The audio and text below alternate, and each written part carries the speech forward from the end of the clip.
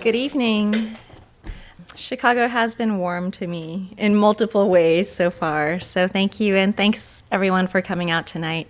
Thank you to the English department and also the Center for East Asian Studies for having me here earlier today and now, and thanks to Starsha, Rachel, and Jen, and also Lin Shu, who initiated this a while back, I believe. I always enjoy coming to Chicago, and I'm having a nice day, so thanks all. I am here now to introduce Serin Lee.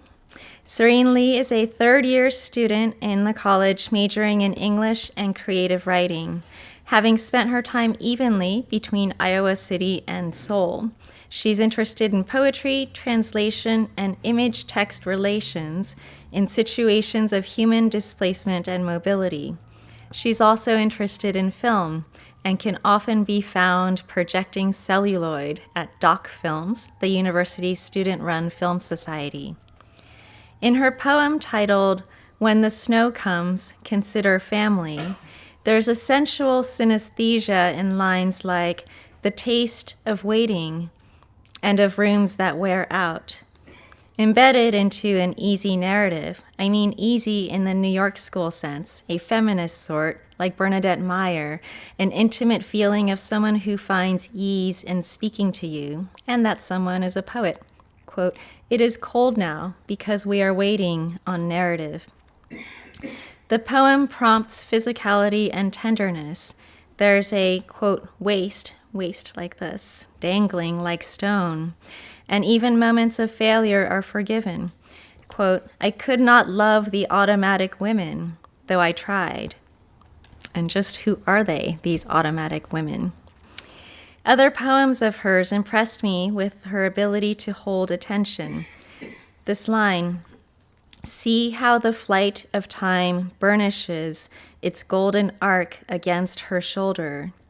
That line is based on a still from an Andrei Tarkovsky film, and it absorbs the film's carving of light and time into emotional density and hands it to us through the lushness of poetry. And thus her poems sculpt a language carved by image, light, time, and sonic attentiveness with honesty and abundant wonder. Please welcome Serin Lee.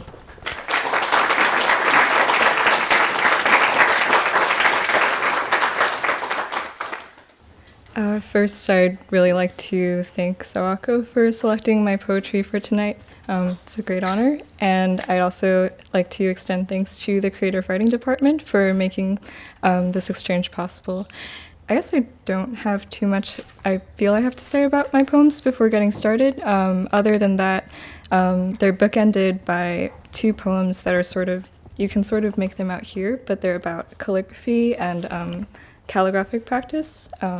So that'll be sort of opening and closing these poems. So with that, I'll begin with ink. Sorry, really quickly about these two. So ink is about the Chinese character for ink, which is a combination of the characters black and earth from top to bottom. And I was sort of interested in the vertical progression there, exploring that in language. And the second poem is sort of about the unwritten wandering of thought that can happen in writing work, especially in the interesting case when the words you're writing out aren't necessarily your own. So I'll be returning to that afterwards.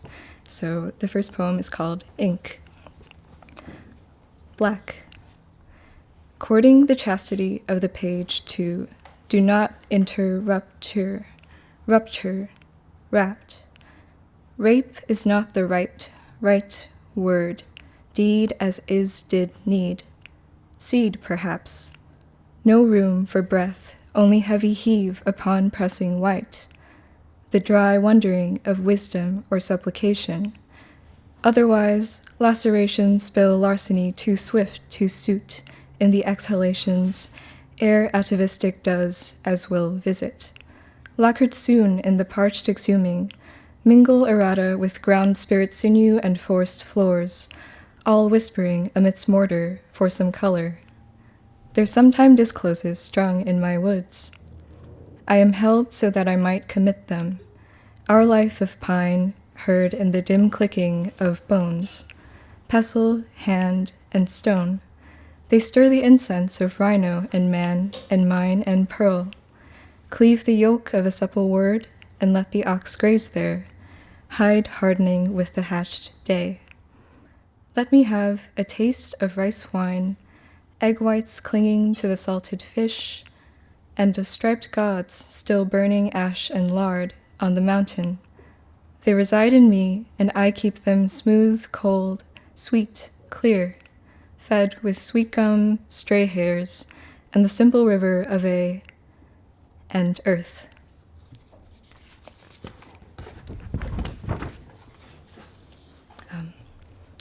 When the snow comes, consider family. The first word that bubbles up white is champagne, the taste of waiting and of rooms that wear out as the world wears us out. Pretty is as pretty does. I liked the sound that sparkling made. Other times we were very civil, did not disturb one another. The leaves in his shadow come now and are gone, shot through with orange, lost to the month's material. One day I hope to wear them, so light I will not know I have them on, their little veins threading the little brown heart. I rake them close to one another because there is nothing easy about being comfortable in space. My mother mentions it often. My spine, lift me, fold me, check me. The waist dangling like stone. It is cold now because we are waiting on narrative. To contract the muscles and hold them to task. To take inventory because otherwise the day outpaces time. Speak to me about childhood and perpetual waiting. Did you mother to have life or to prepare for life? The prompt tells me differently. To be complicit. To think about women and to enjam, the gesture of draping one's leg over the fence, poised, inarticulate.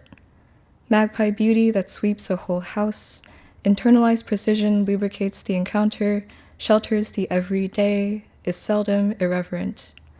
I could not love the automatic women, though I tried.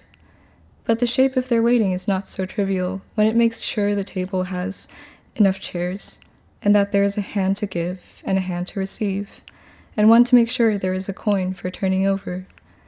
To turn over the onions, too, and have them be roses or the cerebral sky, assaying surroundings, surveying the inconstancies of the human heart, the human tongue.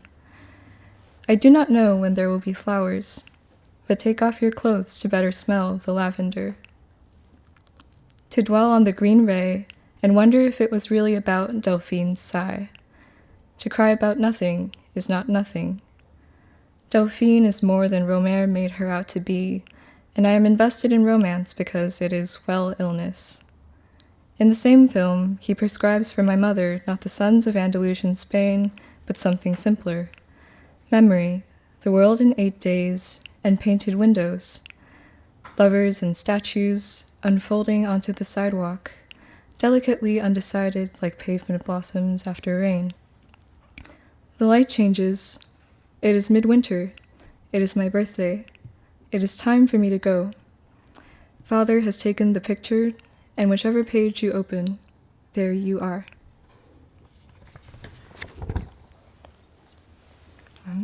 This next one is called A Very Old Man Named Tarkovsky is Sculpting Time. The land does not forget to feed its ghost as she emerges from its uses of light. The afternoon fence extends its fingers, dark and querying, across her figure and the earth's tender geometry. The protagonist has missed her connection, now waits for the world to unfold, pockets of light for her to lie in. See how the flight of time burnishes its golden arc against her shoulder, and across the similarly murky house in the distance that casts a vacancy, then casts out. Meanwhile, the metal fingers gray, the drying material, the here and then. We are all of us fleeing the burden of becoming. See it as it sets here, in the darkening center. The same way, land and ghost amass their terrain. And this last poem is called Dictation Number 23, Beidao's Art of Poetry. Sheet 1. Let me have enough paper, and there are muddy footprints to close the thought of whatever ills I've done and to go on the blank paper, muddy footprints, patting small beauty at the center. Let the blank word protect you at the paper center. Paper prints. Sheet 2. Let mother have peace in the fox, the next room, which has been fed silence for many years in wait for spring rain. Let the smoke of cloud and sweet bean whisper with a flick on the page, unfurl the afternoon warmth of his fiery brush. Sheet 3. Let the lightness of the page flatter and wound, sing the art of poetry in this small house, in which only breakfast curd and table remain, and cinders from the night before me. Some of its chill I still hold in my palm. Your cupped hands bring me the hearth of a bun and ginger tea. Thank you.